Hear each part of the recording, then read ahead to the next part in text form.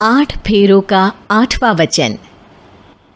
स्वाति ने इसी साल शहर की कॉलेज से पढ़ाई पूरी की है और अब उसके लिए जगह जगह से रिश्ते आने लगे हैं। स्वाति से ज़्यादा उसके रिश्तेदारों को उसकी शादी की चिंता है।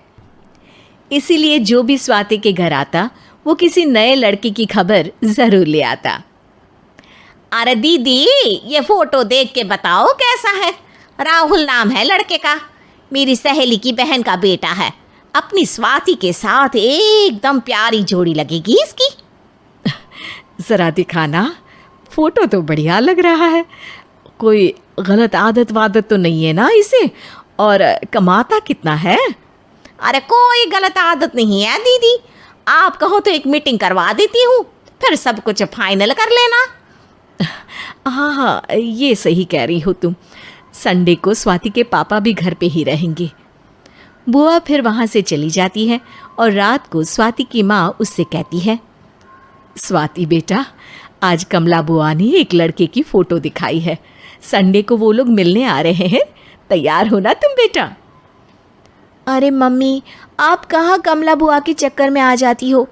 अभी इतनी जल्दी कोई शादी वादी नहीं करनी है मुझे। अरे बेटा, अच्छा लड़का है, बुआ जानती है उसे अच्छे से। हाँ स्वाति बेटा, एक बार मिल तो लो, बाद में देखेंगे आगे क्या करना है। वैसे तो कमला रिश्ता लाई है तो मना करने का तो कोई सवाल ही नहीं उठता। संडे की सुबह होती है और कमला बुआ राहुल और उसके मम्मी पापा को लेकर स्वाति के घर आती है। अरे आइए आइए भाभी, इसे अपना ही घर समझिए, इनसे मिलिए। ये मेरे भैया और ये मेरी भाभी हैं। नमस्ते भाभी जी, ये है हमारा लड़का राहुल, सरकारी नौकरी की तैयारी कर रहा है ये। वैसे आपकी बेटी कहाँ है? अरे स्वाति बेटा, बाहर आ जाओ। वैसे कितनी पढ़ाई की है स्वाति ने? जी, पोस्ट ग्रेजुएट है हमारी बेटी साइंस में। ये सब तो ठीक है, पर घर संभालना जानती है या नहीं? हमें कौन सी इससे नौकरी करवानी है, नौकरी तो मेरा बेटा करेगा ही। पर मैंने इतनी पढ़ाई की है और आप चाहती हैं कि मैं घर पर ही बैठी रहूं? अरे स्वाति बेटा, ये बड़ों की बात में तुम कहाँ बोल पड़ी? हम सब देख लेंगे क्या करना है क्या नहीं। हम तो इसी बात में विश्वास करते हैं कि घर के लड़कियां घर में ही रहे तो ज़्यादा अच्छा रहता है। वरना भाई साहब, आप तो आजकल के हाल जानते ही हैं, कितनी घटनाएं होने लगी हैं औरतों के खिलाफ। स्वाति बेटा, रसोई का काम तो पूरा जानती हो ना? शादी के बाद तुम्हें ही संभालना है वो सब। अरे बहुत अच्छा खाना बनाती है ये, आप सब लोग इसकी तारीफ करते नहीं थकेंगे। लो भाई, हो गई मीटिंग, अब शादी की तारीख फाइनल कर लेते हैं, क्यों भैया? भाई, हम तो पंडित जी से चर्चा करने के बाद ही तारीख फाइनल करेंगे। सालों से हम उनकी बातें मानते हुए आ रहे हैं। लड़के वाले और कमला बुआ की बातें सुनकर स्वाति एकदम नाराज़ हो जाती है और उसे लगने लगता है कि शादी के बाद उसे घर पर ही बैठना पड़ेगा। लेकिन घर वालों के आगे उसकी एक नहीं चलती और उसे शादी के लिए हाँ कहना पड़ता है। शादी का दिन आ जाता है और सब मंडप में जमा होते हैं।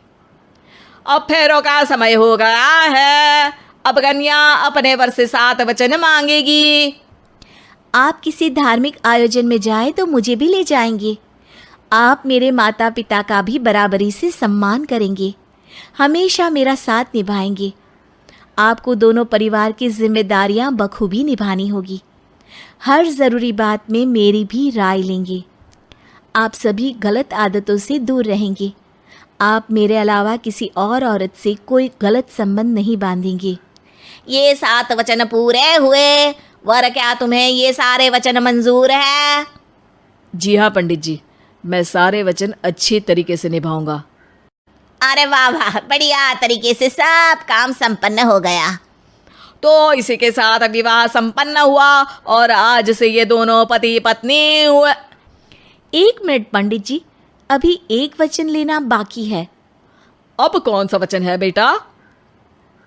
मैं अब हमेशा के लिए किसी दूसरे घर में जाने वाली हूँ, तो पति के अलावा मैं अपने सास ससुर से भी एक वचन लेना चाहूँगी।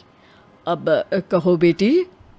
मैं ये चाहती हूँ कि मुझ पर किसी बात की कोई पाबंदी नहीं लगाई जाएगी।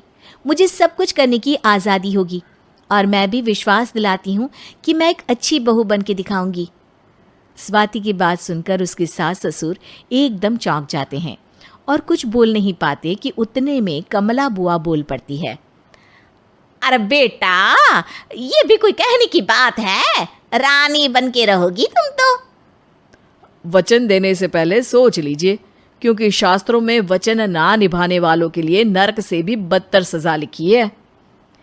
स्वाति की चालाकी से वहाँ मौजूद सब लोग प्रभावित हो जाते हैं और लोगों में बदनामी ना हो जाए, इस कारण स्वाति के सास ससुर को उसे वचन देना पड़ता है। अरे कैसी अपशकुन वाली बातें कर रहे हैं आप पंडित जी। हमें मंजूर है बेटा तुम्हारी शर्त। स्वाति अपनी समझदारी से अपनी बात अपने ससुराल वालों से मनवा लेती है और खुशी खुशी राहुल से शादी कर लेती है। अब से हर शादी में मैं खुद 8 वचन दिलवाऊंगा। ओम मंगलम मंगलम मंगलम।